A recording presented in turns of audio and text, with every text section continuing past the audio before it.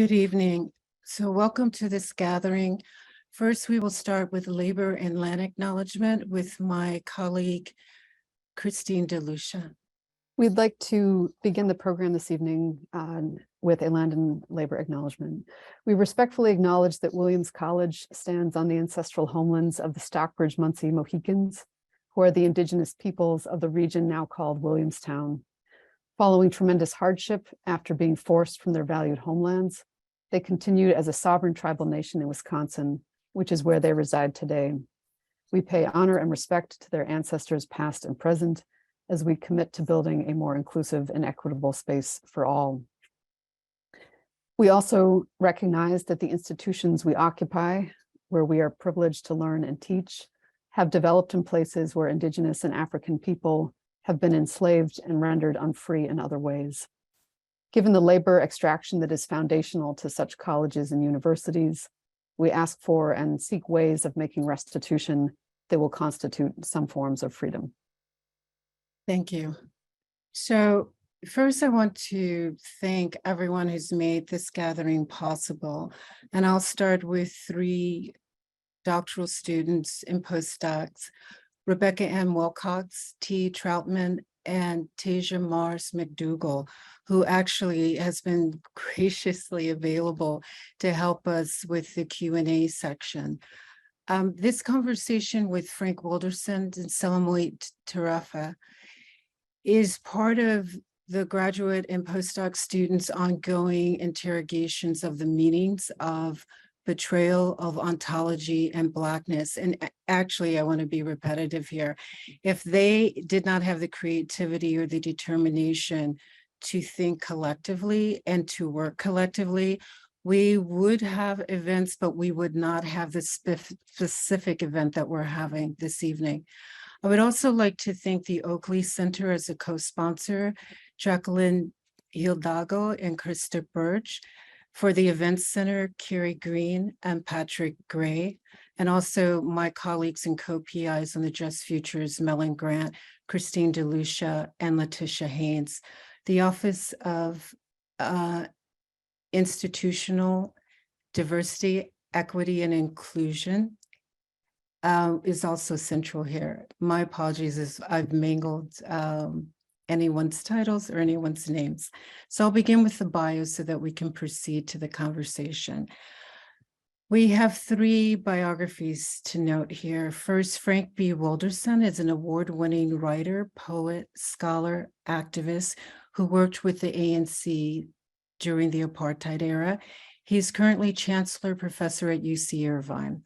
The founder of Afro-pessimism, one of the key architects, he's offered a lens for analysis that takes anti-blackness as the structural antagonist on which our world has been built, continues to turn upon, and will eventually be destroyed by.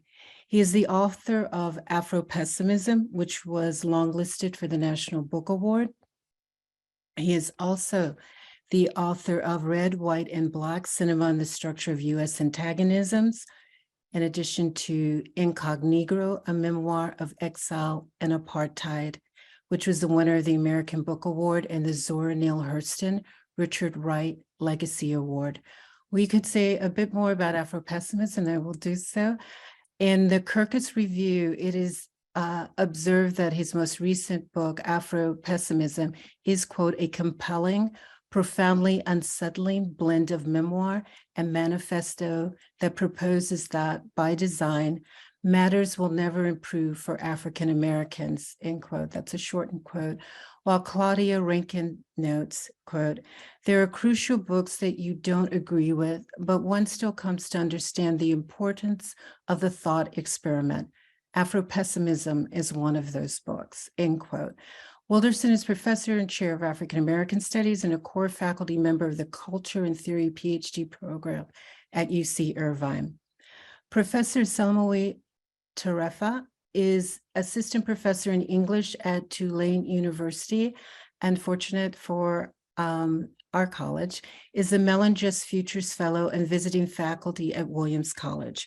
Her research specializes in global Black studies, gender and sexuality, psychoanalysis, continental philosophy, critical theory, and radical politics. Terrefe also holds affiliations with the Africana Studies Program and the Stone Center for Latin American Studies at her host institution. Terrefe's work examines the effects of violence on the psychic life of Black people. Her research focuses on radical and revolutionary political movements, theories, and creative practices engaged by Black diasporic communities in the wake of continued racial animus. She currently is teaching a seminar on race and psychoanalysis, slavery and the psyche, in the American Studies Department at Williams College. Tasia Mars McDougall is a postdoctoral associate in public history at Boston University. Their monograph project is titled Held Here by Nothing. This project contends with the figure of the Black insurrectionary and desire, as well as interrogation of the political and theoretical collision of the writings of George Jackson, Gilles Deleuze, Félix Guattari, studies in Blackness. Also, through monetary theory and psychoanalysis is another research project of McDougall's. Their work has been published in Liquid Blackness, Authorium, a Caribbean Studies Journal, and Propter Nos. I'm Joy James. I teach at Williams College, and it's very good to see the gathering tonight. And I'm sure that we will have quite a number of discussions and contributions to be made. I will now turn the panel over to Professor Terrefe.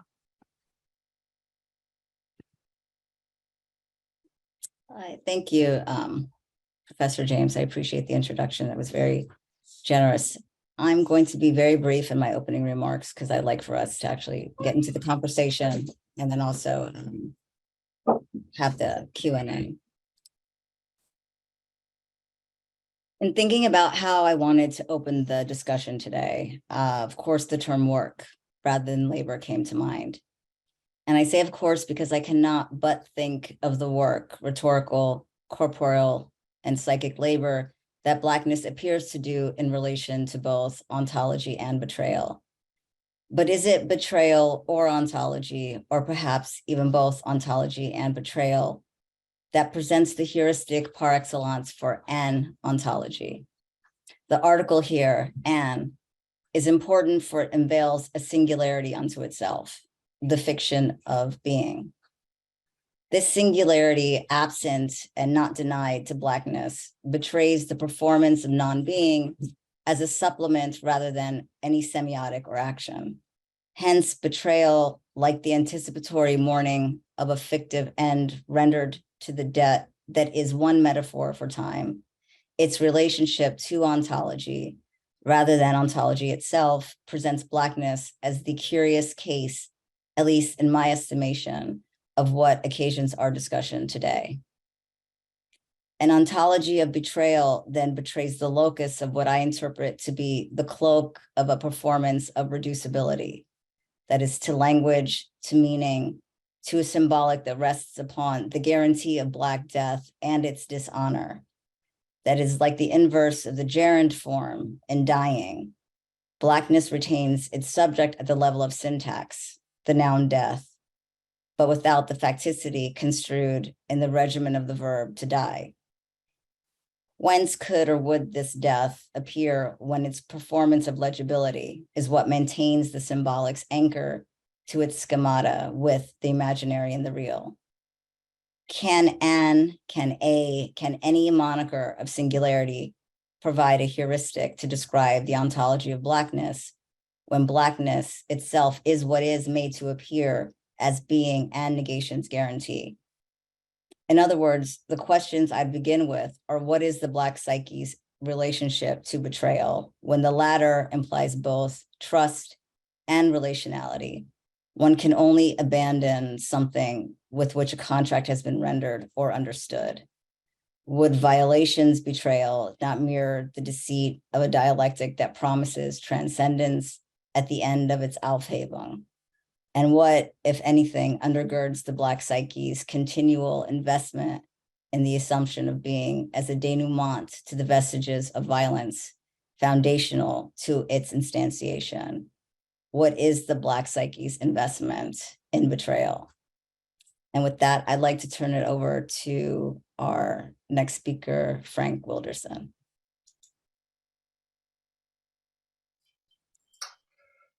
Hi, Selamawit. Very good to see you. And thank you, Joy, for that introduction. I'm glad to have met Christine, and hello again to Tasia, and hello to Carrie. There's a way in which my remarks really go with or echo what Selamawit has just said. And what I'd like to do is, a while ago, I was interviewed by George Yancey for Truth Out magazine, and there was a certain portion of that which was edited out. It will actually appear later in his book with all the interviews that he's done, from Joy James to Robin Kelly to Noam Chomsky, et cetera, et cetera. But I wanted to actually share with you the portion that did not appear. At least most of this did not appear in my exchange with George, and because it's my way of entering into the title of our topic today. And as I said, it really, I think, echoes what has just been said.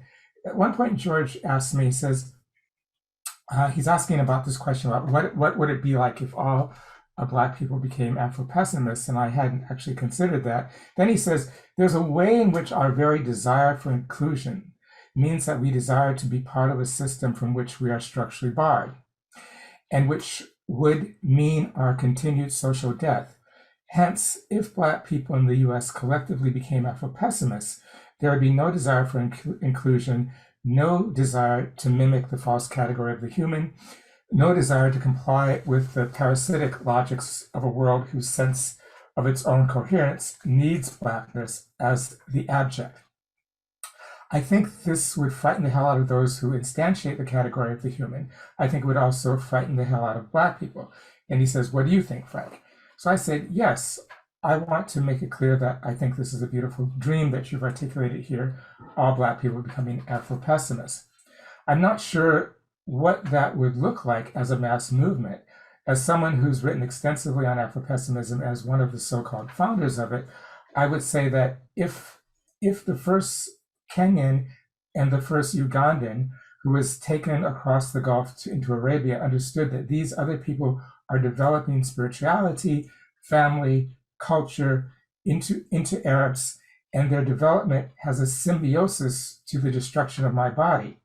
So I would say that nuance, maybe even untheoretical understanding, has been in the literature, has been with Black people in their stories, has been in the way we talk to our children for centuries and centuries.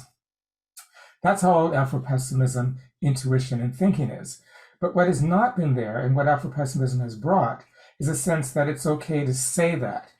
It's okay to theorize that. It's okay to struggle for the rights of Indigenous people, struggle for the rights of Latinx people, struggle for the rights of the working class, and ridicule the puniness of their demand as we Blacks struggle with them. All that is okay.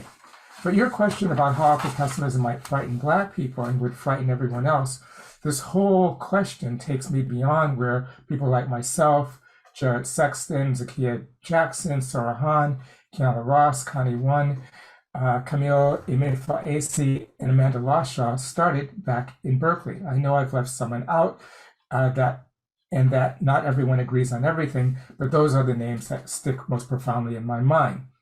We were critiquing on one side the multiracial coalition that had an unconscious, symptomatic, knee-jerk response to Black people in the political coalitions of San Francisco, the San Francisco Bay Area, as those Black people articulated the singularity of their suffering. We're also critiquing that symptomatic response. We're also critiquing our graduate seminars on Marxism and psychoanalysis, because we were seeing that these are really wonderful tools for understanding suffering, but they do not explain the fullness of Black suffering. And so we were offering a critique, not a blueprint for struggle. We are now in the year 2022, almost 25 years later, and Black activists, artists, and intellectuals across the globe are thinking through and with Afro-pessimism. It's informing their political activism, their art in ways that we couldn't have imagined in Berkeley at the end of the 20th century. No one is more surprised by that than me. So I'm new to the question you've posed. Afro-pessimism is new to the question, but I do believe that one of the reasons why the massification of Afro-pessimism into a movement would frighten everyone is because Afro-pessimism has a critique of the world writ large. Marxism has a critique of the economic world. Psychoanalysis and feminism, which is informed by it, have a critique of the filio-Oedipal patriarchal world. All those people suffer contingent violence. All those people suffer dishonor through transgression. Afro-pessimism is a global critique, one which includes the whitest white supremacists and the colored victims of white supremacy. Another thing to consider is that the unconscious mind in everyone is a rather conservative entity. The unconscious mind desires pleasure at any cost. Anita and I were watching Ryan's Daughter last night. In that film, you can see how unconscious desire ignores or sidesteps prohibitions set forth by preconscious interests. The preconscious rules regarding marriage, worship, and civic order, and here by civic order, I mean the Irish Republicans, not the civic order of the British colonialists. All these things collide with the unconscious mind's quest for gratification. Pleasure is to be conserved at all costs. The unconscious isn't going to just automatically put itself at risk. Now, Black people have an unconscious too, but it is an unconscious that is garrisoned by non-Black desire, usurped, overridden by the anti-Black imperative to turn white or disappear. If we ever got to a Black unconscious informed by Afro-pessimism, wow, that would not mean the end of a political economic order like capitalism, or the end of an Oedipal filial order like patriarchy. That would mean the end of the order of order. We would be on the cusp, not of a crisis, but of an epistemological catastrophe. What I'm trying to say is that on the other side of anti-blackness, people could still live and breathe and have families, but no one in the world can tell you how that would look because Black people exist beyond semiotic logic. Then Yancy asks, can you elaborate just a little bit on that Black people are beyond semiotic logic? And I respond, well, the way I do it with my students, because I'm a rhetorician, is to explain that the way semiotics understands conflict cannot really apply to Black people. And if people are interested more about this, I've written about this with respect to the Black Liberation Army. Okay, I'll skip over this part and I'll say that I'll move on in the interest of time. For a theoretical explanation, and I'm wondering at this point, Christine, if I could have diagram number 1 on the screen. Thank you very much. So I'll read while you look at that diagram. For a theoretical explanation, I draw a triangle on the board, and at the top of the pyramid of the triangle, I put a question mark. And then on the two lower corners, I am doing, if I'm doing humans, is that I say Native Americans on the lower corner, and on the other lower corner, say white settlers, as you can see on the diagram here on your left. And the point is that they are in conflict, indeed genocidal conflict. The triangle helps students understand why this is not an antagonism, because at the top of the triangle, where there was a question mark, I erase the question mark and I write land, for example. In semiotics, in order to understand conflict, whether we're talking about colonialism, patriarchy, class struggle, you have to apprehend the third term mediator. And the third term mediator is the concept at the top of the triangle. Here it's land, that little point at the top, right? That is what makes the genocide, the so-called Indian Wars, sensible. What I mean by this is that it gives it sense, so that Chief Justice Taney in the Dred Scott decision can say that Dred Scott goes back to slavery because he is not a subject of jurisprudence. He is not a subject of jurisprudence because he is not a subject of community. He is not a subject of community because Africa is a place outside of community. Then the Chief Justice makes the point that Native Americans have fought with white people over what to do with this land. What kind of polity is apropos? He's saying when Native Americans whiten up, when they learn what settlers have been trying to teach them over 200 years of genocide, they will become full citizens. So he's unconsciously arguing that there's a semiotic relationship between whites and indigenous people. A third-term mediator, land, makes genocide sensible and also makes armed resistance to it sensible. So he's unconsciously arguing that there's a semiotic relationship between whites and Native Americans. With Ulrike Meinhof and Andreas Bader, the right side of the diagram here, in the Red Army faction in Germany, they were in a struggle against the German state over temporality, which is to say the wage, economics, the working day. So at the top of that triangle, there would be economics or the working day, a temporal rather than spatial third-term mediator. So as I wrap up here, Christine, I wonder if you could put up the second diagram for me. Appreciate it. Thank you very much. Okay, so the unconscious, and this is true for progressives as well as Trump supporters, does not give Black flesh the capacity for spatial or temporal creation. What it says to us is you have no time, you have no place, because when there's Black on one point at the bottom of the triangle and at the other point of the triangle there's white or another non-Black person, the question mark at the top of the triangle cannot be filled with a concept like land or the working day. There's never a semiotic entity that is allowed to articulate with Blackness. And Obama found this out when he became president. In other words, you can become president, but you cannot be presidential. You can be a professor, but you cannot be professorial. You can be a tool of everyone else's hegemony, but you cannot be a contributor to hegemony or counter-hegemony. And so Yancey asks, he says, as you were talking, I was drawing your diagram and I would extrapolate that with respect to anti-Blackness, there is no third term, there is no mediator. And I write, and I say, yes, there's no third term mediator for anti-Blackness. And this is what makes raising children so hard, because you try to say, here's how to act so you don't get shot by the police. No, it is necessary for the police to shoot you. So that phrase doesn't work. Just like people who are suffering go to therapy. Anti-Black violence is a form of therapy for the rest of the world. You can't act in a good way because you have been dishonored a priori. And I think that in the interest of time, I will stop there. Thank you. Thanks, Frank. It's a great photo. That's supposed to be in there. Is that part of the diagram?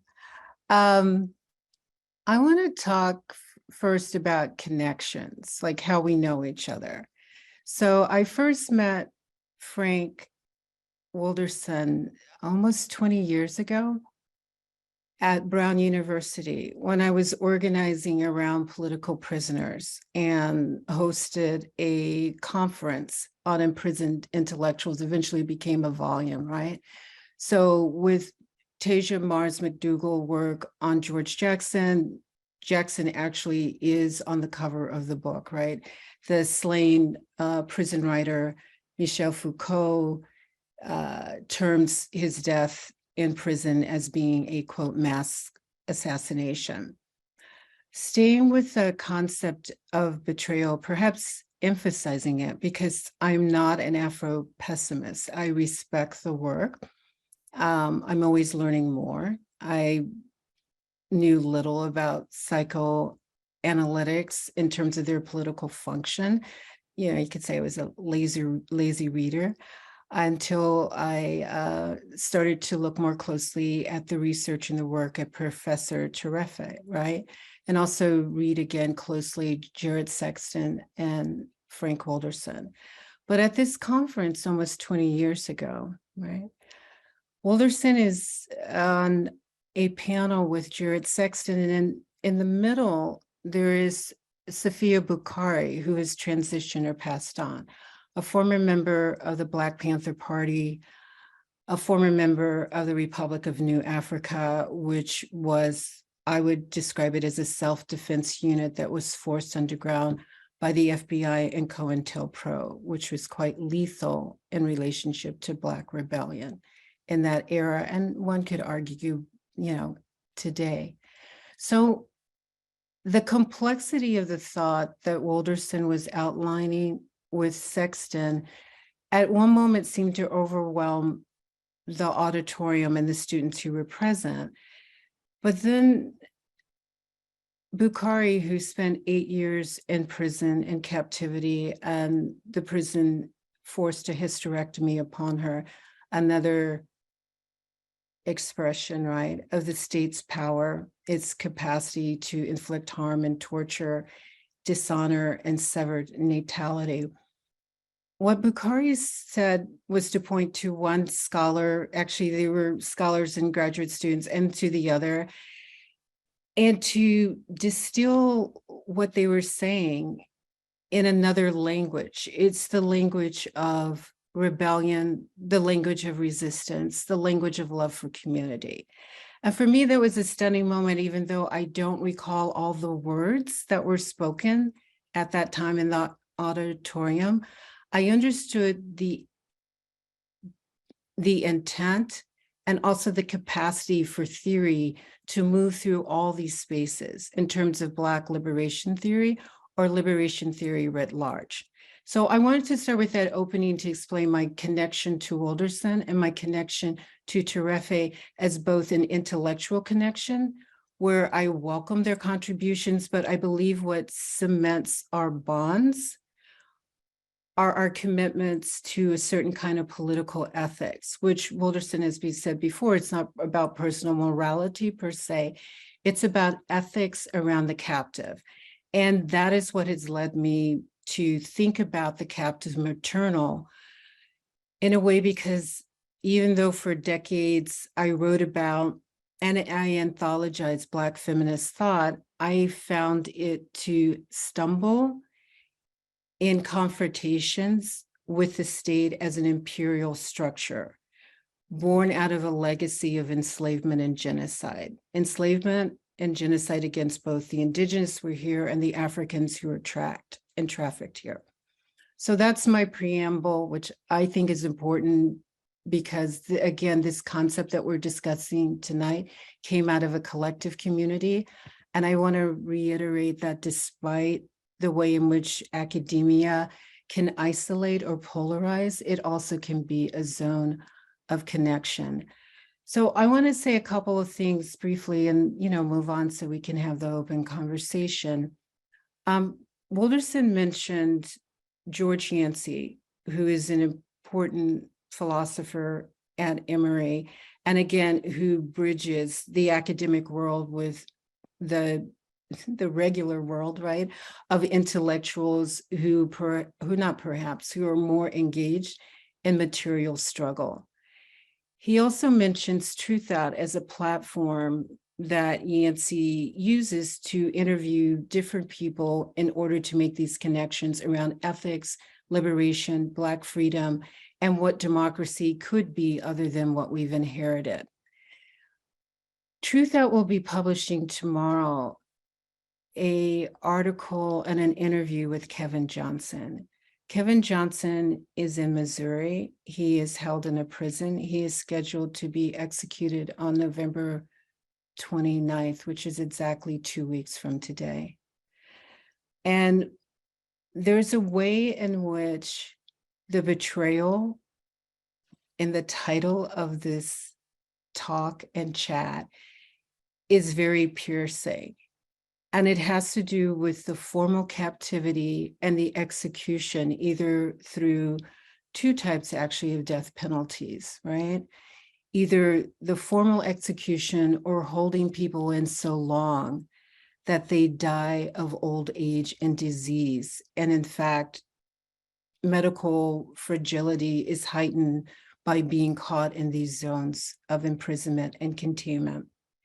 So for me, and I came into organizing and speaking about this fairly late. And so I'm sure the Missourians who are organizing for alternatives to the death penalty, it's an organization based in Missouri, and they have picked up Kevin's case, and you can Google it and find it online, sign a petition, figure out what might be helpful. That the concept of death, of course, is both theoretical, it is analytical, it is psychoanalytical, it is intellectual, it is emotional, but the level of physical death that we face as a people in these zones of disposability are stunning. And this, for me, becomes the catalyst of a need to speak in much more clear terms about what the betrayal is in a political landscape. What the betrayal is, not just from the democracy to the extent, given, that it's not a direct democracy, it's a representative democracy shaped by a 3/5 clause that allowed Thomas Jefferson to be elected president in 1800 and defeat John Adams, who had no slaves, because Thomas Jefferson's slaves, including Sally Hemings and every baby she had for him, or was forced upon her to have for him, right, enabled the clout of plantation owners to be presidents in our particular era. But that inheritance as a Trojan horse in democracy, baked in, along with the 13th Amendment, which legalizes slavery if you've been duly convicted of a crime, and the 14th Amendment, which redirected personhood for the emancipated Black to white corporations through the Supreme Court ruling of Citizens United in 2010, right? That these constant betrayals have an impact on our capacity to even visualize, let alone articulate, what a liberation movement might look like.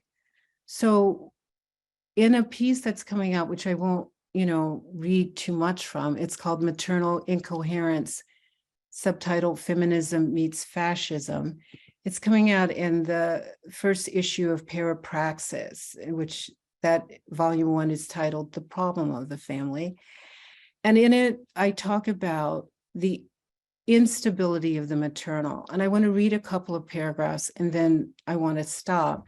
But again, I want to point back to the imperative to do something for, not just about Kevin Johnson, and the imperative to do something against death row as it's organized in both its formalities and its informalities against people.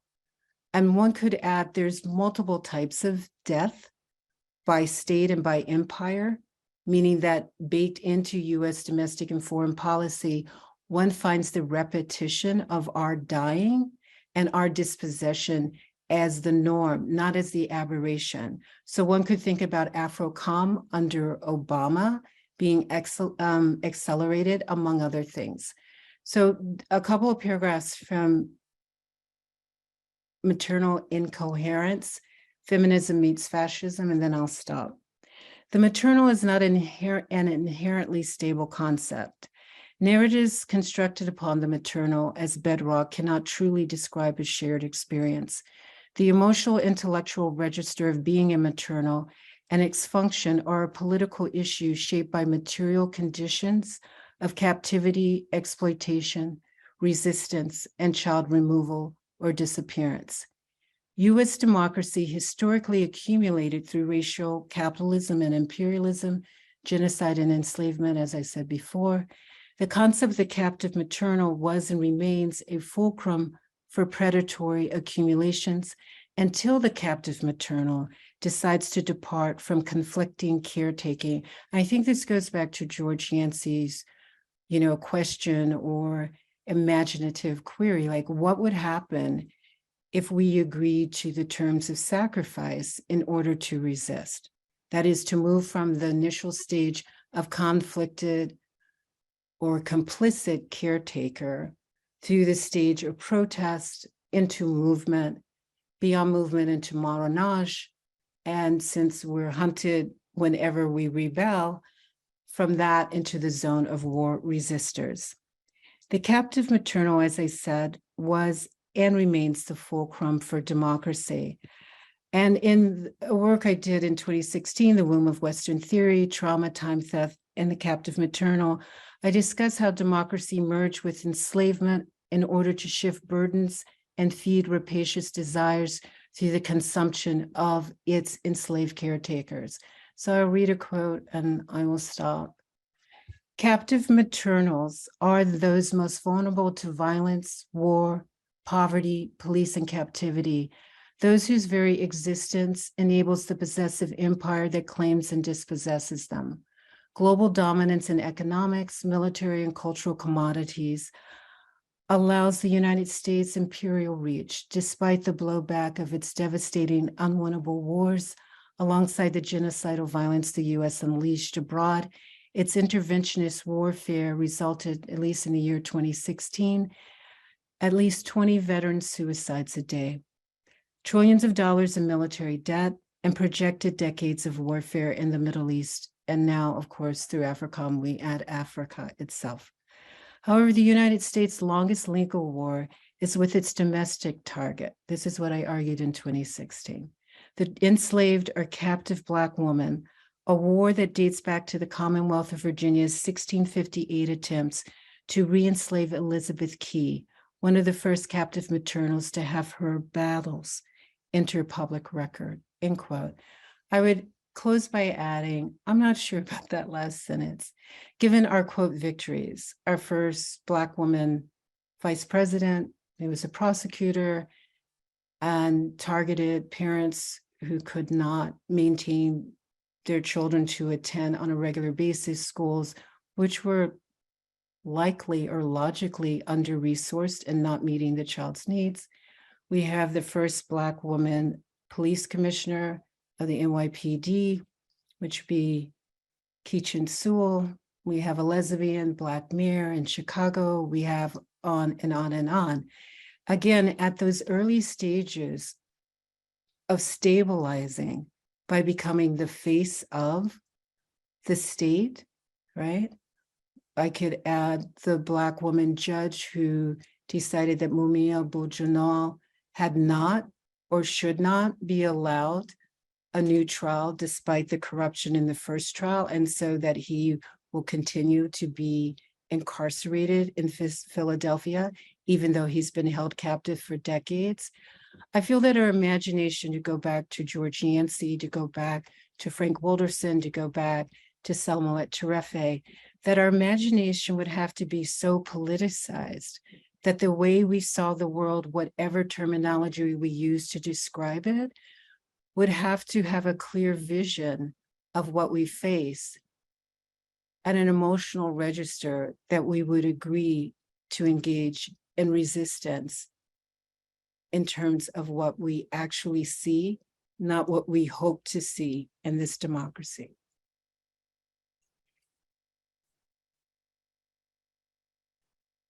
So perhaps if all of our contributors could come back on screen. Thank you, Troy. Thank you, Troy. Selamawit, I don't know if you wanted to start. And we're just having a general conversation now for about a little less than 30 minutes. I think what resonates in the discussions that we both, all three of us have posed relates to my question about our psychic investments in terms of Black people. And I think there's an assumption in this conversation that we all share the same psychic investments, at least politically. But I wonder if we're thinking Black internationally, outside of some of the parochialism that has become Black studies, especially with these graduate schools in Black studies becoming more and more affect finishing schools as opposed to critical thinking, programs. But if we're thinking politically, we have to be honest about psychic investment in betrayal, meaning a psychic investment in ontology and being attached to this idea that we are political subjects. And so if we were to destroy this notion that we are political subjects, that means there's absolutely nothing to risk. And if there's nothing to risk, what is it that we actually want? We can't think about betrayal unless we actually have, number one, an enemy in mind. What is the enemy of Blackness? Who is our target? Who are we investing ourselves in thinking that have violated our trust? Right? Betrayal itself is such a huge term to think about if we're thinking about politically, internationally. I mean, I wonder, what can we actually say about Black psychic investments in political freedom if we're not all on the same page in terms of knowing ourselves? I was teaching Arthur Jaffa's film, Dreams Are Colder Than Death, and the uncomfortable portion of that film is at the end when a prominent theorist says, what I do know is that Africans were just as culpable in putting Africans on those ships as Europeans. But if we're thinking like in Lacanian psychoanalytical terms, the subject who presumes to know or is assumed to know is the person who's transferring. So what is that transference?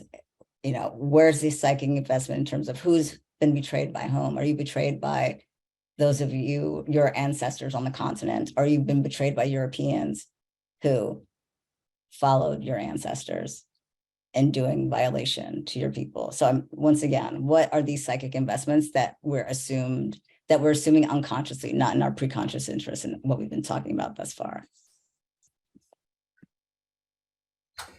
I'm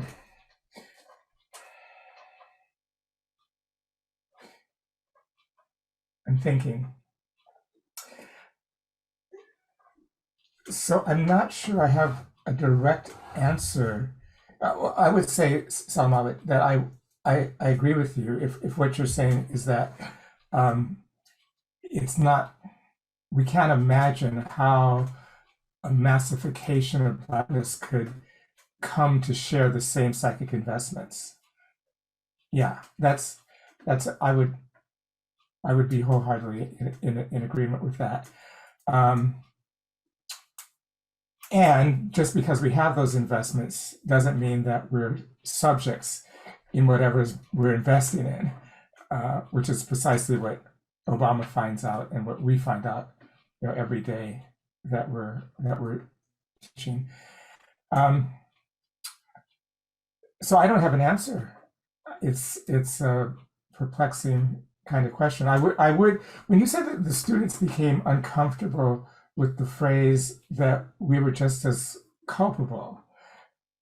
I hope I'm not going too far on a limb, but I don't necessarily believe that phrase. Yeah, okay, so we're tracking, yeah. I mean, it's the Sonderkommandos in Auschwitz beat and tortured other Jews, but there's no discourse of them being part and parcel of the Holocaust. You know, I mean, everybody thinks of them as victims. So, but when it comes to us, a whole nother calculus gets infused where we become responsible for our own enslavement just because we were the implements of it. We weren't the agents of it. Okay, so now I'm with you. I understand exactly. Yeah, I want to say anecdotally, Joy, about our meeting 20. It was exactly 20 years and about 4 months ago. Yeah, what you didn't say is how all the shit that you took from that. I won't put you on blast now, but you got a good job and it's not there anymore, so I can say a few things. I mean, yeah, well, okay. I mean, there are costs, right? Because I think this goes back to what, we're on first name basis now, right? We got through that other part. What someone was saying about being housed in the academy and the performative nature of it. See, at the time, 20 years ago, it wasn't cool. And I was in African-American Africana studies. And there was a Black woman president. And like I said, I got called in the principal's office and colleagues came down on me because this, like, we don't do this.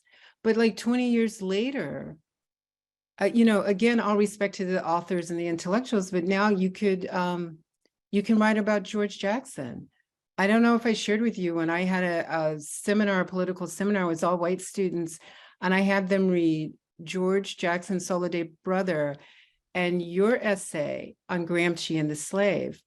And they staged a mute strike and they wouldn't talk to me for 2 hours. I mean, I'm getting paid anyway. But I was like, well, how about let's go to page 26. Okay, well, when Frank says that, isn't there just like this?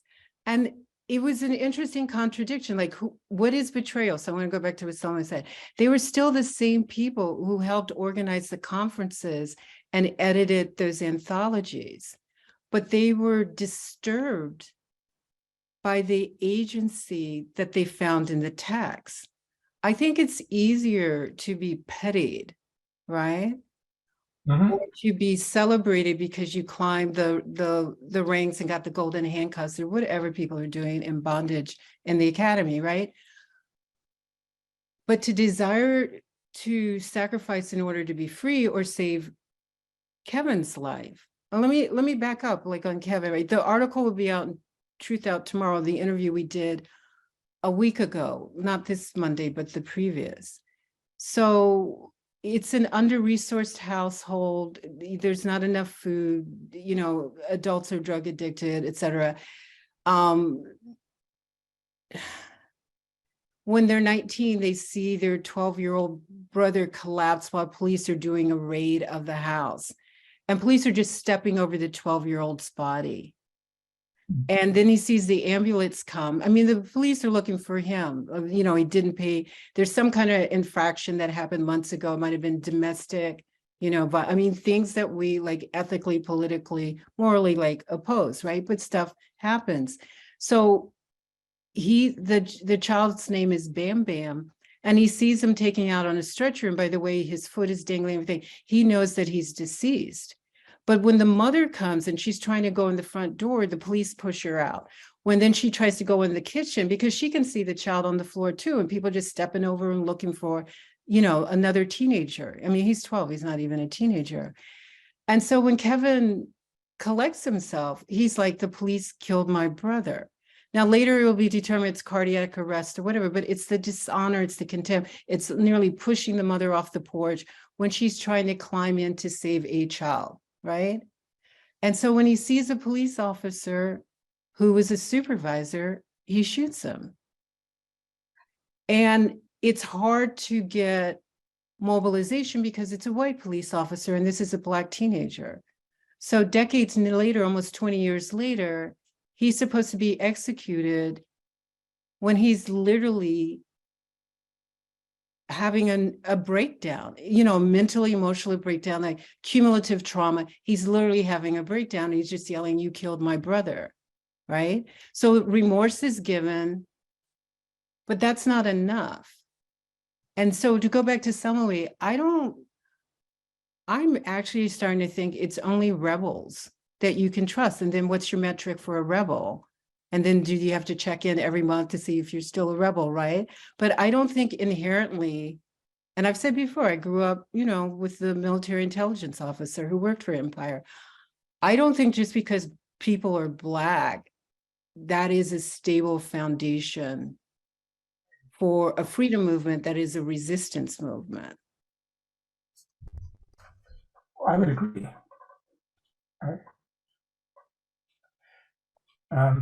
I agree, but I also think that if we're talking about any political program that would upend the contemporary order, it cannot be done without Blackness. And that's what becomes threatening, right? It's not, you know, the idea about solidarity and that Afro-pessimists say don't do coalitions. I mean, that's a ruse that they don't want to be authorized by Black violence, period. I mean, and it's almost sort of, you know, it's a tautology to use these two words together, Black violence, because Blackness, rage, any Black political program that would want freedom would have to include violence. And that is what's interrupting any critique of Black solidarity that gets leveled against Afro-pessimism. It has nothing to do with affect. It has everything to do with an investment in who actually wants to be free. So, go ahead, Frank. I just want to hear a little bit more about that. maybe anecdotally. No, I mean, I think on one level, it's always easy to level a critique about nationalism, right? That we want an all Black formation, that Black this, Black that, Black everything is what's causing any sort of impeding upon progress, right? Black people's inability to work with other people is impeding progress. That is sort of the discourse against Afro-pessimism. Frank and AP will cause gingivitis, erectile dysfunction. I mean, everything wrong happens because of Frank. But what will actually interrupt any bullshit critique like that is when I say, but if you really want to talk about radical or revolutionary politics, the only Black academic in the world right now theorizing is one who is actually part of an armed resistance movement, and that is Frank Wilderson. And then the conversation ends. We have a lot of people who want to talk about abolition, but nobody wants to talk about how to get to abolition. And the biggest critique against Afro-pessimism is there's no toolkit. How do you do this? How do you do that? Nobody asks that of a Marxist theorist. We haven't had a Marxist regime. What are you doing wrong? Right? And so the issue is violence. It's always violence, but nobody wants to talk about it. So that's why it's at one level. It's like it does. Of course, we're not saying all Black people, all Black formations are what is required. What we're talking about is a Black conscious or a Black movement or Black revolution. That is the problem. Okay, thank you. That is the problem, because it's almost as though, not almost as though, it is as though, based on what you've just said, the responses are actually not an engagement with anything that has been said.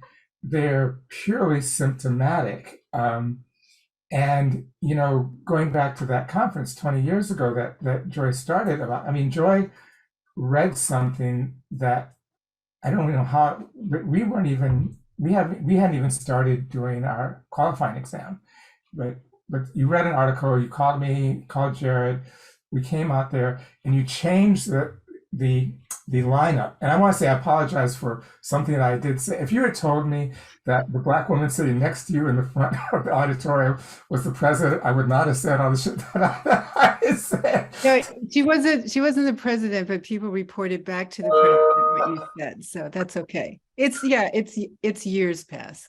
Anyway, someone asked, how do we deal with the administration? And I said, well, you should probably ram a truck through their front door. And, you know, I mean, it was real, but off the cuff. My point is that there was a certain point where Safiya Bakari said, I don't understand everything that these two have said, but I can feel it. And I'm with it. And then she said, it wasn't the Black Panther 10-point program. This is coming, I think, back to or aligning with what Selamawit has been saying. So it wasn't the Black Panther 10-point program that made me a revolutionary, Black revolutionary. It was the NYPD. So she brought it right back to violence and took it right out of discourse. And at that moment, I mean, people were freaking out in the audience. And it was, you know, the people from Weather Underground. It was, you know, people whose struggles I support, but I'm just, you know, gonna say it because we took a lot of flack. You know, Ward Churchill, Henry Giroux. You know, it was as though no one actually asked anything about what the panel had said. Everyone accused the panel of dividing the room. It accused me and Jared of being paternalistic towards Safiya Bakari when she had said on her own steam, I'm feeling everything that they're saying, and we hugged each other at the very end. And so, you know, it was as though they were repeating the very same thing that I said in my response to George Yancey. You know, you cannot be a professor. You can be a professor, but you can't be professorial. You can be a revolutionary, but you cannot be a part of the thinking of what it means to be to have a revolution. She was always their widget, their implement, and they let it be known the moment she spoke her mind. You know, and at that point there was no discussion about anything that we had said. It was just were trying to destroy solidarity. And there was also no recognition that all the people that had that were graduate students who were just thinking about this before Saidiya Hartman gave us the word Afro-pessimism. All these people were actually involved in political struggles as we were going through grad school that was taking up so much of our time and was getting us penalized in very horrible ways. So, you know, I'm just echoing what's been said. Yeah. So, I mean, is there a possibility, or what do you think about the possibility of the distinction between violence and self-defense, or force and violence? Meaning the right to protect yourself would be a form of force. I think people understand it more clearly, or at least the people I knew from seminary, I've mentioned before, who started nonprofits in New York City, about domestic violence or intimate partner abuse, right? Like Marissa Alexander gets to do what she did, but even though, you know, she gets prosecuted and has to do time. But this whole hesitancy, or it's not even a hesitancy, a rejection that we would even be able to analyze, theorize, talk about violence without circling back into the democratic norm of decorum. I wonder if that, of course, is tied to anti-blackness, but I'm talking about Black intellectuals themselves, if that's a form of fear, because there's not a clear discussion around self-defense. I mean, I think the distinction is nominal. It's like saying, it's when people want to focus on the fact that Martin Luther King died, he was murdered. So does the distinction between force and self-defense matter when in the end he was assassinated? I mean, I think Black people can only be associated with force. We have no right of self-defense. If we're talking about ontology, Blackness has no right to defense whatsoever. It's a tool. It's wielded to show others that they actually do have bodily integrity. We don't. That's what I mean. There's nothing to risk. We're going to be seen as violent, whether we're laying on the street, sleeping in our grandmother's couch at night like Anna Stanley Jones. There is no such thing as self-defense. If you want to use the rhetoric of self-defense, that's a smart political strategy. But I think it's a tactic. It can't be the strategy. We're at war. Yeah, exactly. I mean, you know, years ago, Edward Said would go to, I'm sure he's rolling over in his grave right now, but this was before, you know, 9/11. This was back in 1992, and he would go to the Muslim community around Cape Town, and he's a person who is secular to the core, but he would say, you know, I support your use of Islam and Muslim identity as a kind of strategic essentialism to move forward in a battle. Well, he could do that. I'm sure he wouldn't want to do that now, but he could do that then because that's available to them. And as Selamawit is saying, that's not available to us. I mean, in other words, we just have we have to come to grips, and I don't even know how to do this, okay, with a certain level of equanimity about not having a discourse that justifies our actions and acting anyway. That's really interesting.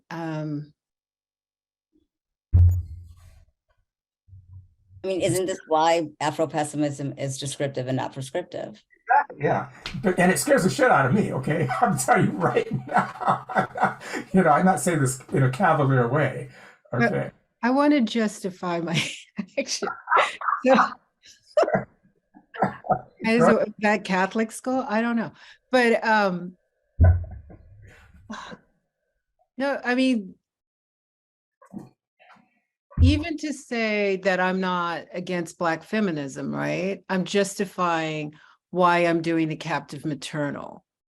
Because, you know, it's like, oh, it's not really like I'm hostile to it, but I just think we need a little more on this side. When, you know, actually, it's obviously more than a little more on this side, right? I mean, it has, everything has to be fundamentally altered.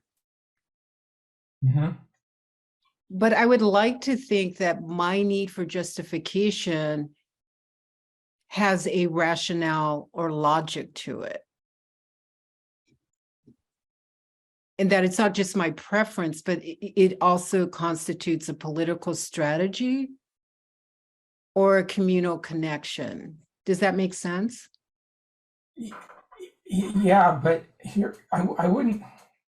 This is a little difficult for me because I share the same kind of desire. Now, as a theorist, I'm not sure that it's possible, but it also doesn't mean that I don't act in the world. I mean, this is what drives me crazy. You know, I mean, I think that what if we look back? I mean, you and I are in our 60s now, and if we look back, if we look back over the past, 45 years, what we have really been doing, you've been an activist all your life, all your adult life. I've been one also. But we've been basically struggling for other people.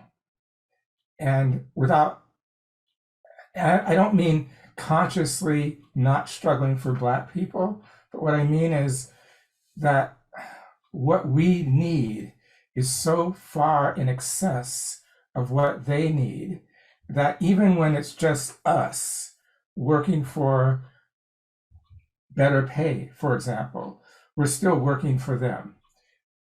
So what I haven't said is go home, shut the shutters, get a fifth of brandy, and do nothing. What I have said is I'm always problematizing this, that we could have an end goal that could be coherent beyond the end of the world.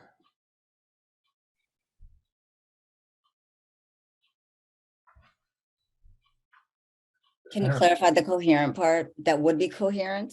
Well, I mean, yeah, I hear myself wanting to adjust what I'm saying as I'm talking.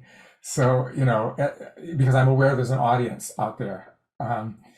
And so I want to just talk to the two of you.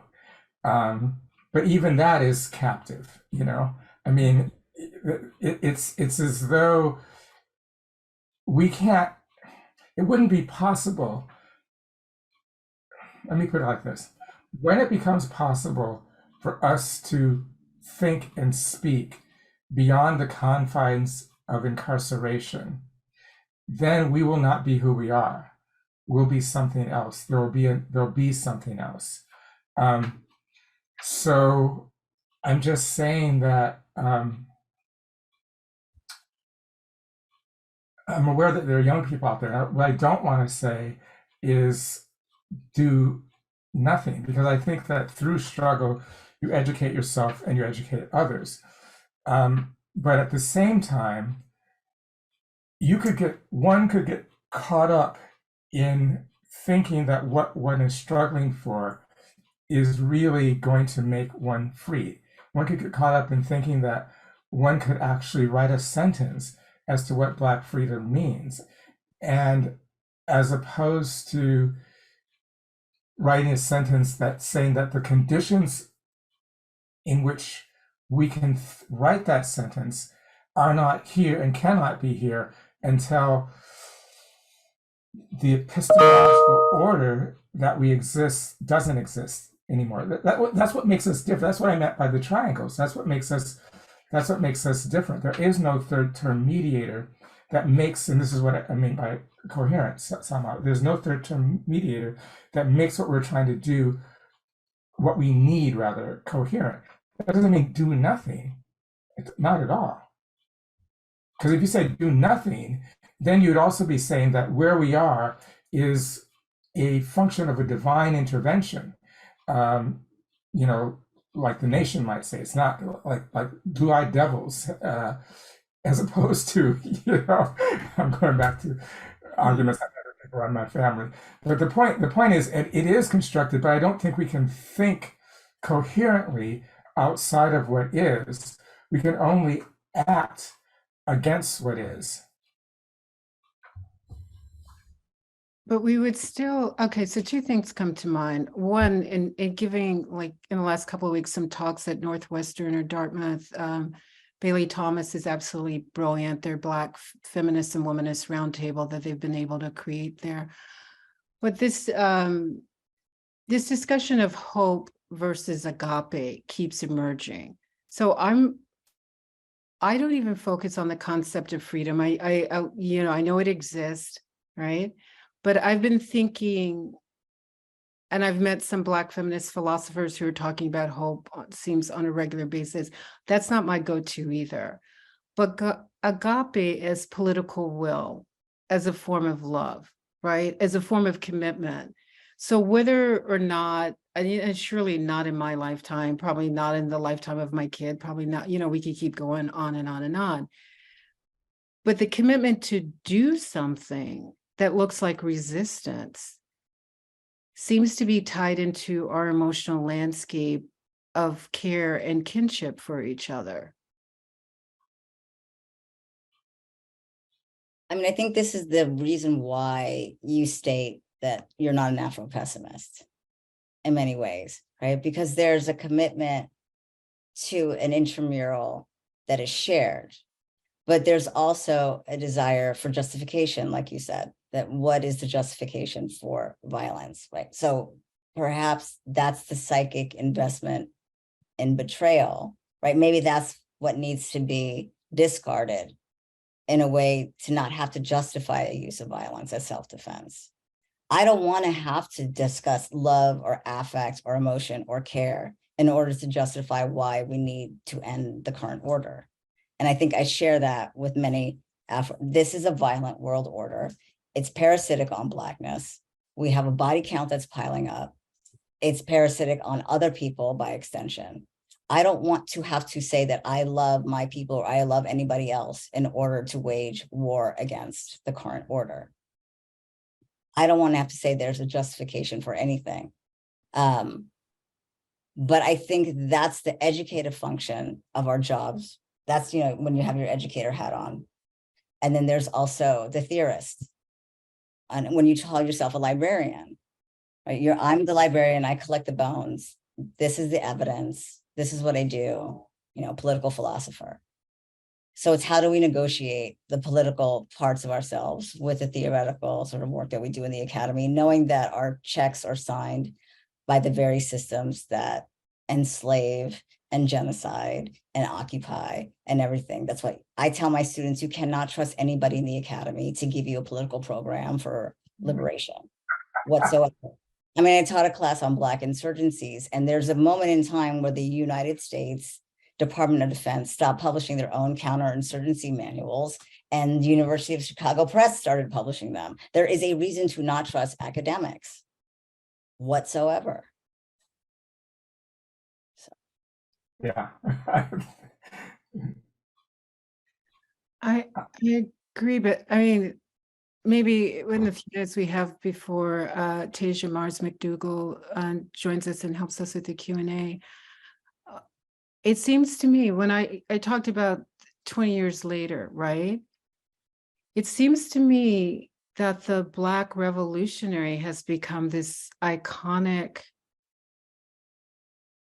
symbol for the academics. I don't personally trust academics either. And I always do my self-acknowledgement. It's like land, labor, and don't trust me, right? So, but I increasingly see this Panther adjacent or some rebel adjacent becoming the focus. And then we become somebody's daughters, and we become somebody's. I was like, how does that even work? Because we as academics, we understand our job description and we follow it to keep a job and also not to end up imprisoned, right? Or to be offshore, or as in the case of some people, shot up by police, right?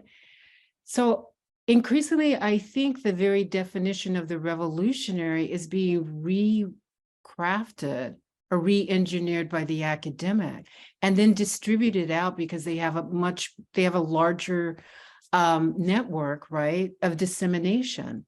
And I don't know how you counter that given everything you've said, because what's repackaged as simulacra and sent out is much more comforting than the material and historical facts of what it means to be in rebellion against a predatory state. Yeah, precisely. I mean,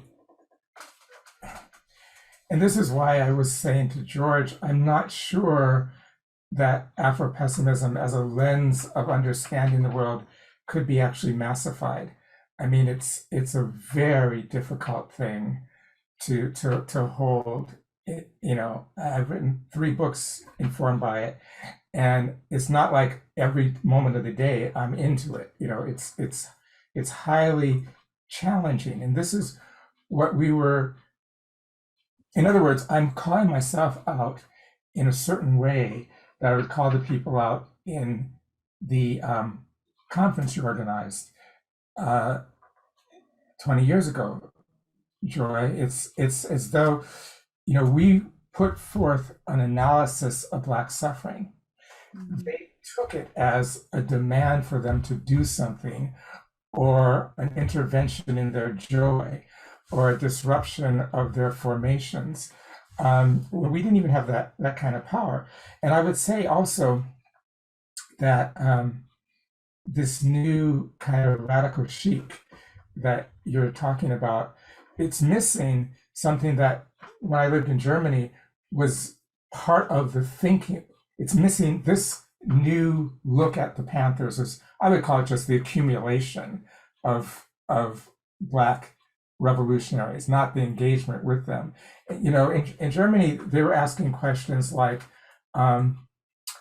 what did we do wrong to produce a world in which Ulrike Meinhof picked up the gun and blew up their Spiegel? You know, how did our daughters come to this? There was even an art exhibit where there was like a AK-47 and a baby carriage. You know, in other words, there was like this kind of weave of secular political thinking with filial thinking that went together seamlessly, which we are never a part of when they think about us in any way. And I don't think there is any way. So this new literature is often spectacularizing Blackness, not engaging it as a mode of thought. We just don't get that. But I also want to say I appreciate Joy's work in maintaining fidelity to the truth, the historical accuracy of our revolutionary movements. Yes. That's why this librarian moniker that you don somewhat sarcastically, but unfortunately it is true that we have to continue to make sure that our own academic departments and disciplines are not responsible for doing the revisionist work that colonizers and masters have done in the past. Yes, thank you for that. I want to actually echo that as well. In 1990, I was in the Brooklyn Public Library, and a young Black woman in high school was in front of me, moving towards the reference desk. And this is just supporting what Selamawit has said about you, Joy. And the young woman said, for my 11th grade project, I'm going to do a study on the Black Panthers. Where would I look for information on that? And the librarian said to her, look under criminal. Mm-hmm. And I said to the woman, if you don't mind, I know you don't know me, but I'd rather help you with this project as opposed to you dealing with this woman here. I actually met some Panthers when I was 13 and they educated me. So she goes, really, they're not criminals? I mean, she really said that to me. And so, yes, I'm just saying you're right. We have to teach our own and maintain the integrity of our departments. Thank you. Tasia, I don't know if, there you are. Hi, welcome. Hi. What were you saying, Joy? Sorry. I was just saying thank you for helping us on all levels, but of course on this level of fielding queries. For sure, happy to, and I'm really honored that I was even asked to help out. It's been a real treat to hear the three of you in conversation, and I'm really excited because I've been monitoring the questions, and there's some really fun ones in here that that I want to get to. The first two, though, are actually sort of pragmatic questions that I think because they've been asked a couple of times. The first one is about the recording of this talk. Where will it be located for those who either weren't here or want to view it or listen again? Okay, my apologies for not noting that at the beginning. So this talk will be archived at the Just Futures website, which is, I believe, on the link at the poster. It'll also be archived in the Williams College Library. Great. And then the second pragmatic question is a departure, and I'll sort of get us started, is you mentioned this, I think, article in Truth Out that's coming out tomorrow about Kevin Johnson. And a few of the attendees wanted some clarification if you're referring to Kevin Rashid Johnson or if it's a different Kevin Johnson. I've only seen the name Kevin Johnson. They're based in Missouri. And I gave a bit of their story. I'm not sure about Kevin Rashid Johnson, but if you go to Missourians for alternatives to the death penalty, you'll easily find the specific person that I'm referencing. Thank you. Awesome. So now I'm going to everybody now. So the first question is asking if both Dr. James and Dr. Wilderson could speak a little more about the Black political prisoner movement to Wilderson through the prism of Afro-pessimism, and then, of course, to James through the captive maternal. The question continues, aren't all of the white American and Puerto Rican prisoners out? And what does it say for the Black political prisoners who remain? What does their continued imprisoned existence mean to Blacks and others? Well, and Tage, we can be on a first name basis also. I was looking around who was Professor Wilderson. I didn't thought he might be behind me. My dad was here. So. So I just have a short anecdote, and then right before I met Joy, Jared and myself and Zakia and Jackson, Jared Sexton, Zakia Jackson, Jared Sexton, Zakia Jackson, Sora, others I can't remember. We're part of a group, and Joy had a relationship to this group also in San Francisco, Claude Marks and all them, who were trying to get all political prisoners pardoned by before Clinton left office, and it's like before the swearing in of one of the Bushes. And so I was going to see Marilyn Buck, who had never affiliated with the Weather Underground. She's white, and had always affiliated with the May Something group, which is an auxiliary of the Black Liberation. What was it? May 19th, I believe. May 19th, yeah, which was an affiliation of the Black Liberation Army. So she was in prison, in the same prison near UC Berkeley, where I was a student with Linda Evans. And so I was a regular, visitor out there to see them. And one of the things that people were doing in this group was going into the prisons and having people put makeup on and comb their hair in a stylish way and write dossiers about, oh, I was a good young woman back in Iowa going to school, and I just kind of fell in with the wrong people and got involved in violence and stuff. And then this went to David Dillinger and pastors and the Black Congressional Caucus, and then Dillinger had was vacationing with the Clintons in the Poconos, and he would send them these write-ups. And my point is that in this period, there's a lot of details I'm leaving out. You can almost look at the gradations of conflict and the absolute otherness of antagonism by the symptomatic way in which he responded. First, making Marilyn Buck in his own mind and David Gilbert, two white people, black, because they didn't have a good enough association with white underground organizations. Pardoning most of these white people, giving a conditional statement to the Puerto Ricans about, I will not support armed struggle, and then pardoning them, and about to pardon Leonard Peltier until, the FBI said, if you do this, your wife will not become senator in New York. Remember what we did to Frank Church in 1975 when he was up part of the church committee. Will do this to Hillary. But my point is that the narrative of good little boy, good little girl, went to college at a tumultuous time, fell in with the wrong people, and now have changed. That wasn't even anything engaged. You just ignored those files. And so this is what, we've been saying, is that you actually you can be a revolutionary, but you can't be, I don't know what the verb would be, professor, but you can't be professorial.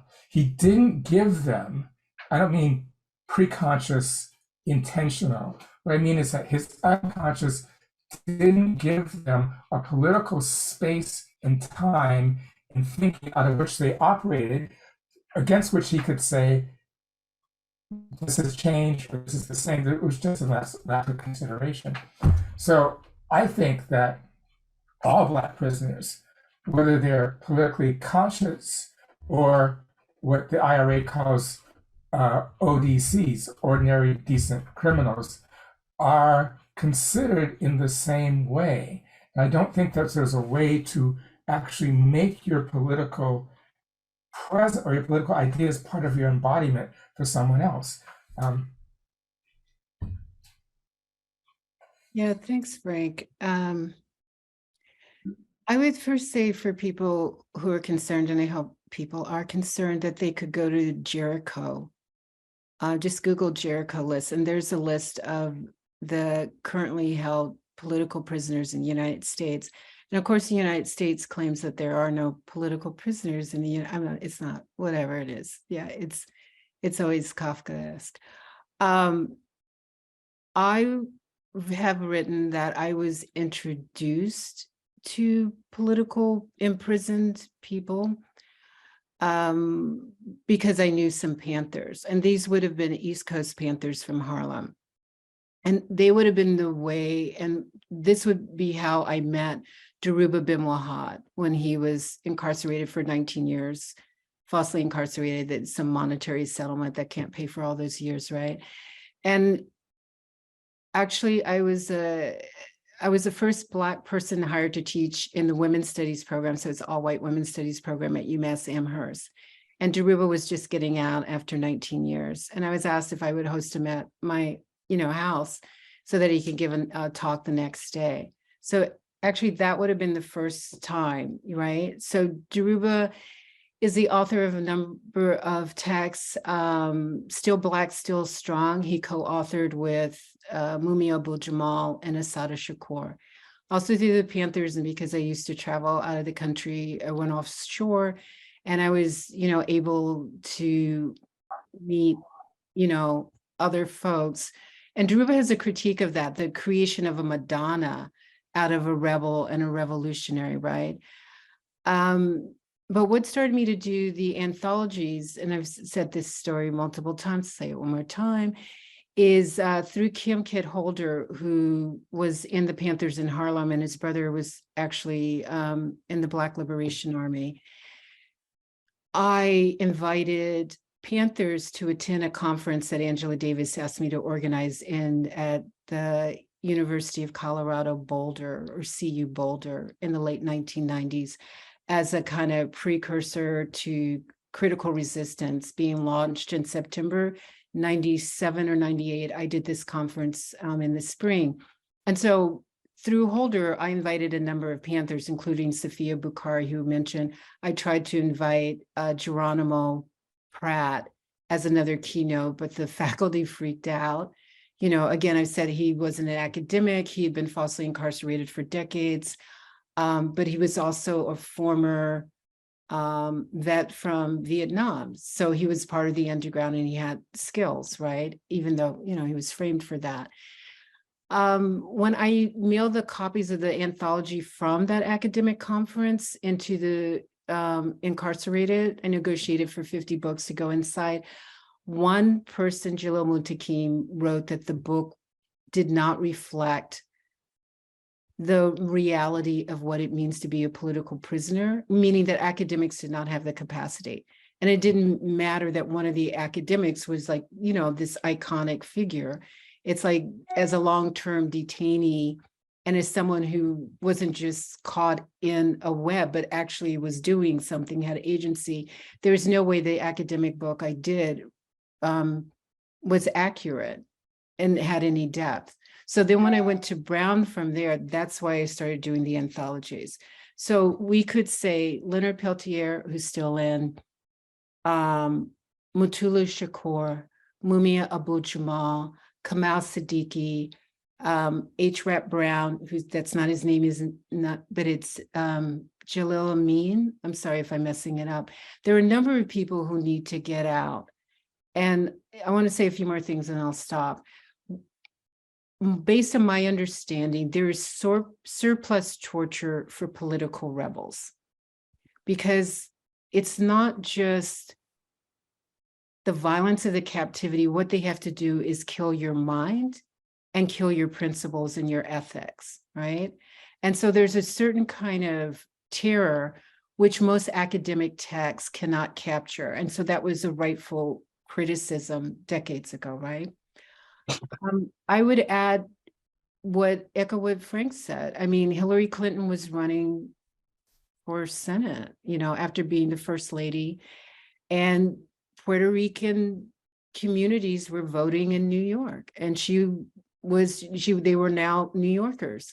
So if you wanted that community to vote for her, then, you know, political deals could be cut. But there are no presidents with whom any political deals can be cut with us, meaning as Black revolutionaries and Black rebels. And it doesn't matter if your president is Black like Obama or he's white like Clinton. It's the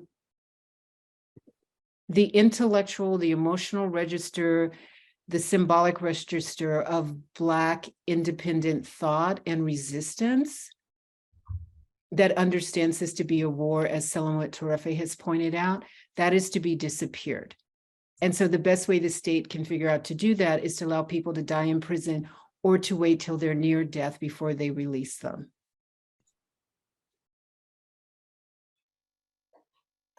Great, thank you. The next question asks maybe for a little distinction from all the panelists, and I'd like to start with Selamawit because she hadn't spoken in a while. Sorry, my bad. So the distinction being asked is about self-defense as opposed to, or moving us away from, revenge. And does defense imply that we're always waiting to respond rather than initiating the attack? I mean, my answer to the second question is absolutely yes. Can you repeat the first part, revenge? Yeah, the question asks, does the rhetoric of self-defense move us away from revenge? I think both conceptually and materially. It moves us away from revenge, but it also moves us away from attempting to adapt the subject position of white women, right? Because generally self-defense is used as a category for women and children, especially in justifying Black women's use of force. And the only people that would work for and that has worked for are white women. And I think that's another psychic investment that we can talk about in terms of, politically and ontologically, this investment in gender as if it's going to save us, a subject position itself. I mean, I think more people need to read not just Marriott's previous work, but Marriott's Wither Fanon, and study and continue to study and how he's interpreting Fanon's notion of invention and the leap. I'm not going to presume to be able to summarize accurately. That's why I say study. It is our job to study what he has studied of Fanon's work on invention. Because I think the more we attempt to parse, Arendt has done work in specifying distinctions between force and violence and strength, etc. And I don't think that's helpful for Black people. And in terms of justifying, I don't think we need to justify the use of force or violence or defense in any way, shape, or form when what we are in is a continual war without end. Yeah. Joy, Frank, would you like to say anything about this, this problem of self-defense versus revenge? Well, the question solicits us on two levels. And I think that I want to echo what Selamawit has said about acknowledging and celebrating Joy's political work and her librarian work and her teaching work, because I've certainly learned from that and continue to try to do that. So I'm actually not, when I'm answering these questions, I'm leaning more, I'm emphasizing more how to think about the thought and less about what to do when there are boots on the ground. Because the way I would speak, we all, the three of us did a workshop with 35 leaders from Black Lives Matter in Philly, New York, and in Newark, and it was at the Audubon Ballroom. And, I certainly did not start that with, here are the concepts of social death and why we don't exist as selves. And I mean, it's just not how you begin to do organizing. You begin where people are, and then you hope to broaden that out. And this is why my work, I think we need everyone's work on this screen here. But my work is actually weighted in failures. My work is not weighted in what could come about, precisely because for me, that's the hardest part to deal with. I know that from my activism in South Africa as a Marxist, and then being up against the fact that Marx, the division between the haves and the have-nots was important, but inessential to what was going on, and having a kind of crisis of faith when that became, clear to me. So part of what Selamawit says about study would bring you to a point where you would understand that there are sentient beings with selves, and then there's me without a self. And that would have to be inculcated to the point where one could then interrogate rather than answer the question of self-defense, but interrogate it as a category, which is what Selamawit has been saying for the past hour. Now, that's not an easy thing to do. It's not easy in the classroom. And someone said to me, and then I'll shut up, that how do we keep Afro-pessimism Black? The fact of the matter is, it's not really ultimately possible. Afro-pessimism is something that is, to quote Saidiya Hartman, an extension of the master's prerogative. Hopefully, we can broaden it quickly enough to the point where, while it's being accumulated and recalibrated by non-Black people, Black people are also inculcating it and spreading it for our own uses and terms. But But you know, it's a hell of a leap to get over, to even think that one is not a self and one cannot be a self, because one's not being a self gives everyone else selfhood. And then to get to the next point, which is to not care about who doesn't understand our violent response. Ooh, that's a journey, you know. But as Selamawit has been saying, it is the journey. I think everybody on this platform has trained, right? I mean, you don't have to nod yes. Okay. Let's just assume that everybody on this platform has trained. For me, that's a form of preparation, whether or not, you know, the predatory acid rain directly falls upon you. If you have an umbrella, you can dodge into the doorway.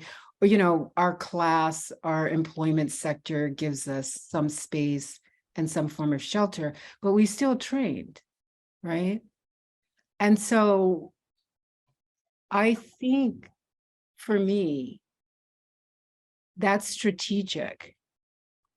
And that has to be amplified and extended, right? That Dylan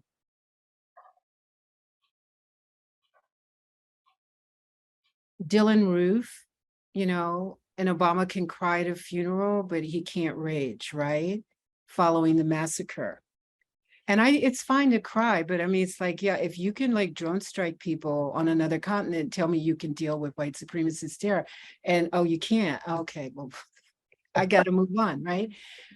But, you know, Buffalo, you're shopping on a Sunday for groceries. I mean, it's these sporadic terror moments. And when I think about what little I know of the manifesto of the mass murderer, like in the Buffalo supermarket, like part of the manifesto was, we're going to trigger Black people into this kind of rebellion thing, and then the cops will just like shoot them down.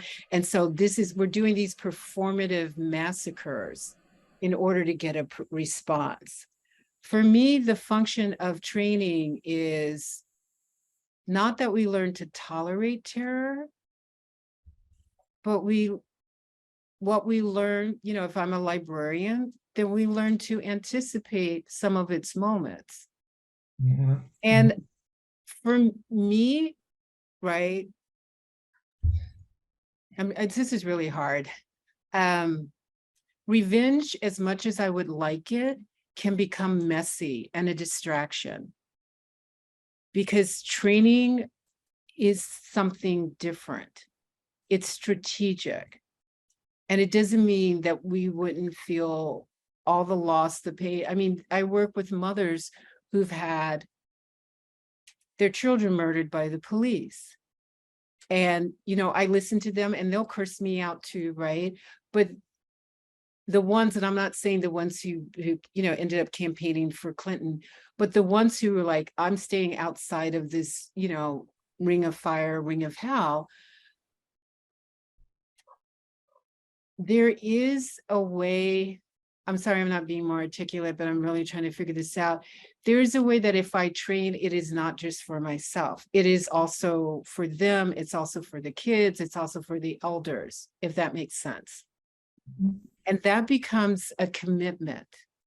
Even if we can't deliver protection,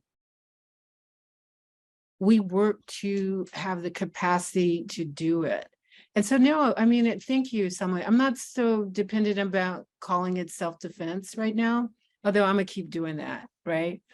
But I see the way we move.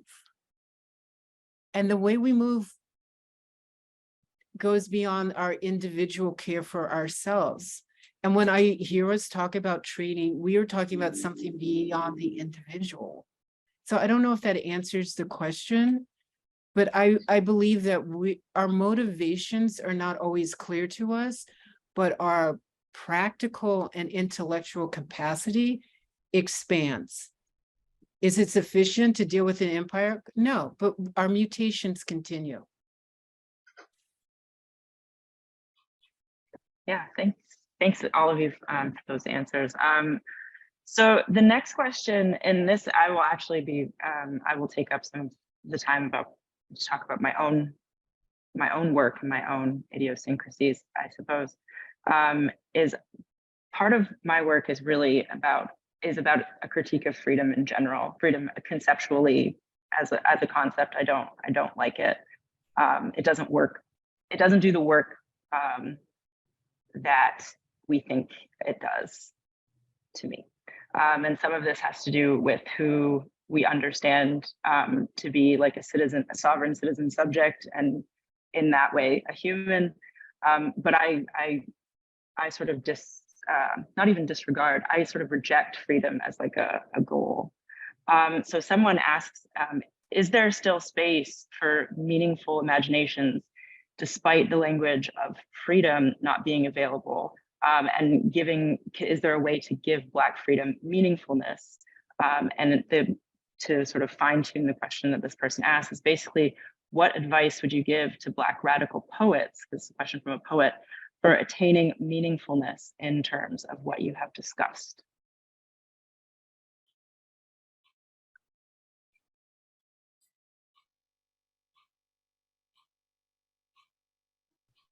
I mean, I think the Black poet would know more about meaning than any of us on this stage who isn't engaged in the art of poetry right now. I would say that. What was the question again, Tasia? I agree with the question. Truly, the question is about there being space for like meaningful imaginations, despite the language not being available to give Black freedom meaning. Like if there's no meaning for Black freedom, if it is like fundamentally incoherent, is there still space for imagining? Yeah, in echoing what Selamawit has said, I would also come back. I would come back to two things. One, I think it's interesting and symptomatic that Selamawit has talked about violence for the better part of an hour, and we don't have any real engagements with it. It seems like the engagement from the audience about that is systematically nervous.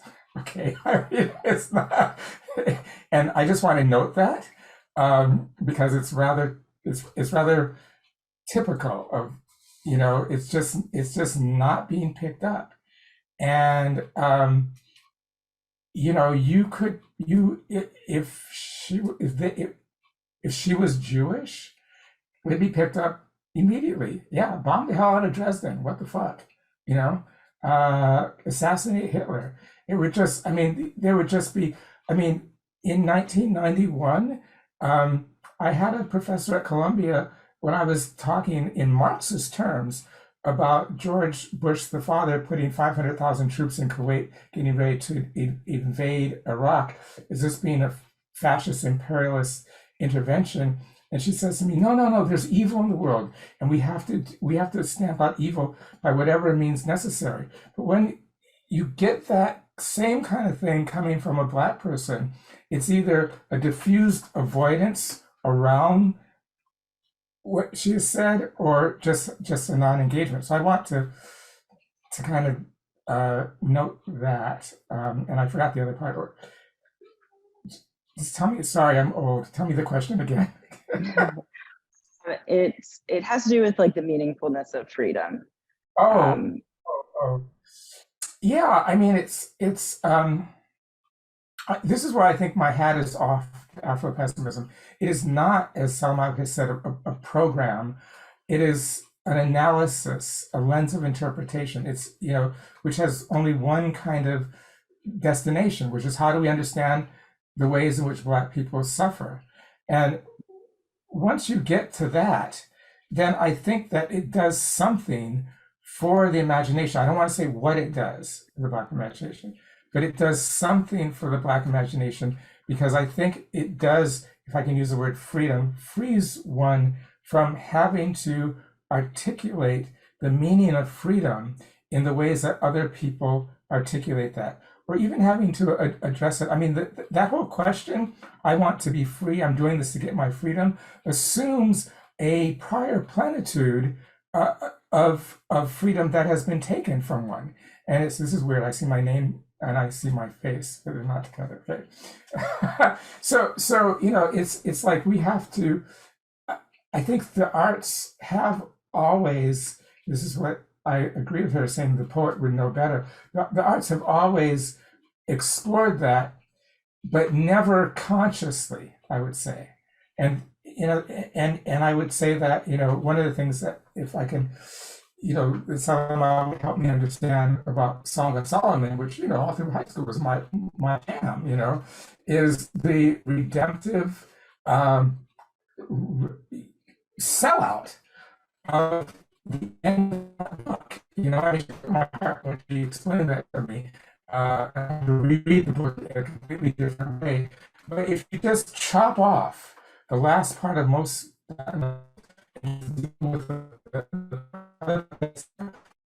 is someone who is suffering, who can be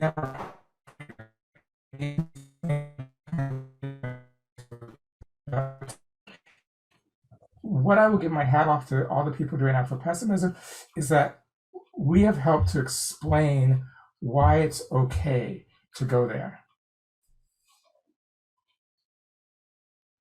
Yeah, so I would just echo what everybody said. I mean, art is what keeps us alive, right?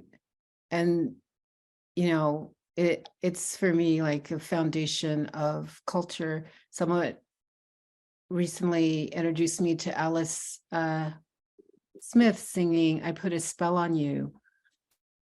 There's a particular clip in the, she's doing this in the Gagosian, walking through on this gallery where all this Black art is on the wall. And I thought of it as Screaming Jay Hawkins, the song he wrote in 1956. But I put a spell on you, the love seems, in, you know, if whether or not we're talking about love right now, I don't care. But the love seems to be like connected to culture and people and family, and that's real. And for me, there's a part of me that's just practical. And I'm not thinking about freedom, just to be honest, and this is, I'm really grateful for this conversation because now I'm getting to understand better what I'm trying to do. I'm interested in efficiency. You know, I'm interested in marronage, I'm interested in fortress, I'm interested in protections. And I don't really believe that I can personally protect myself, but I do believe that under certain conditions, I can work with others to offer more protection to communities and to political prisoners. You know, if you look at Asada's book, there's poetry all through that memoir. If you look at Mumia's writings, if you look at, we could go down the list, the political prisoners, the most courageous and also made the most vulnerable by the state in terms of its predatory powers, a number of them are artists. But the fact is, you still need to get them out of prison. And so there is a practicality, I think, in the way in which I'm wired. And I'm not saying there's the way I do it is the way everybody else has to do it, but I do see this as a form of discipline that everybody on this platform shares, however they express it. And so I also believe that's part of your imagination. Can you technically like free them all or do whatever? Likely not, but the desire and the will to try and to keep reinventing strategies is what we do. Not all of us, but those of us who do it, do it. And I do agree with Frank. I mean, it's just, I said this, I was giving a talk at Northwestern last Friday, and it was a joke. It wasn't a good one, but it was like, I grew up on military bases, including Fort Benning, Georgia. Like, so I'm learning to play kickball where the School of Americas is, which is also named the School of the Assassins, because that's where the US trained death squads, right? And so in these zones of violence, my understanding is that the military and the police, they can talk about violence all day, because they became, not only are they practitioners, but they can look at it. And we call you all civilians, not the people on this platform, right?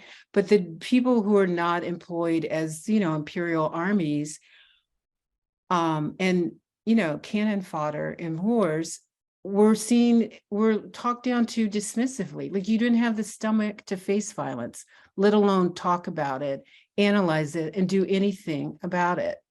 And so the contempt, right, for the citizenry is deep in the military, in the police force, and of course, like in these proto-fascists.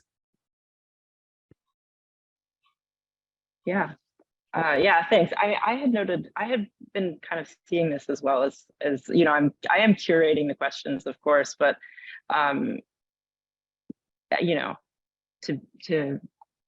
there's no mea culpa. Their questions about violence have been incredibly limited, and it's not surprising. But the question I want to actually bring us to maybe will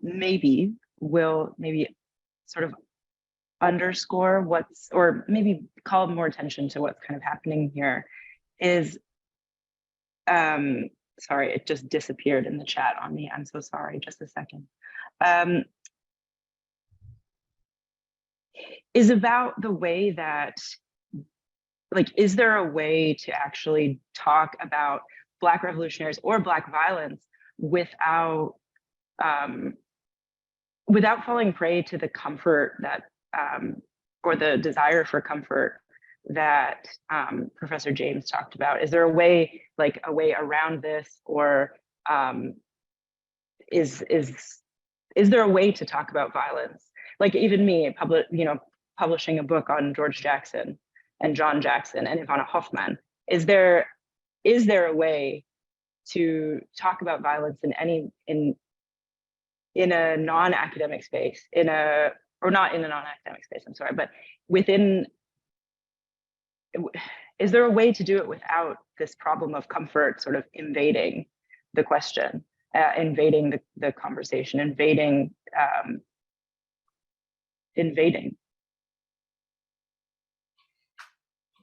I think it depends on the person's comfort level with violence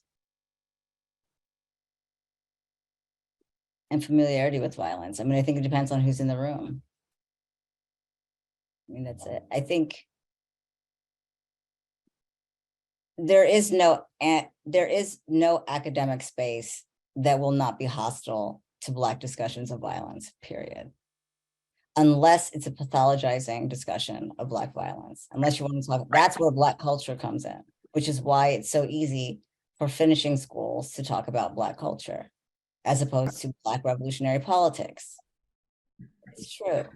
And I was talking to the brilliant Cecilia Cooper the other day, and they made a really important point that to be anti-AP has become an industry. Right?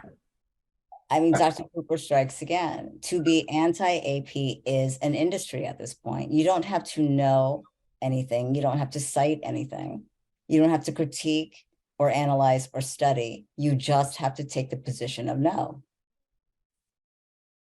And you will have jobs, you will have research accounts, you will have everything laid at your feet. So, I mean, I think there are various reasons why people have a discomfort with conversations about violence. I think a lot of graduate students are reticent because they have advisors who refuse to allow them to write about it and to study it. I think a lot of people are worried about having a job. They're worried about the vestiges of capital. I think, perhaps I don't care enough, or I am crazy enough to discuss it, frankly. I mean, I don't know. I think everybody has a choice whether or not, how far they're willing to go, to be honest. And I think you can't actually have an honest conversation about war and violence and Black suffering unless you talk about violence. It's impossible. Yeah, I just want to say amen and yes, and I love the whole phrase of finishing school to talk about academic. That is, I must give credit to Malandi Zandi for that one. Okay, that just blew me away. but you know, Joy, what I don't want to leave this without this program without saying, I actually don't. You know, you said earlier that you are not an Afro-pessimist, and I did not respond by saying I'm not a practical person. So because you know, what I'm trying to say is that we've got two trains running here, and they inform each other, and they work together with. And this is why this whole notion that Afro-pessimism is out, you know, Afro-pessimists are outside of the political is just bullshit, because most of what we do is informed by our work, have the kind of work we did in the spaces that you make possible, Joy. I mean, it was the shock of all those people yelling at me. I wasn't even, you know, ABD yet. After that conference of yours with Sophia, where I just, everyone's a revolutionary in the room, from AIM to SDS to Canadian anti-capitalists, that we're just going to have this conversation. I mean, people yelled at us on the plane back from Providence to San Francisco. That's how, you know, bad it was. And the other thing I would say, Tasia, so I can close and go on to the next question, is that I want us to remember what Joy and Selamawit have been saying, and I've been saying, is that, you know, everything we do is incarcerated, and so whatever we get on the other side is as a phrase from Hortense Spiller, is occasioned and allowed.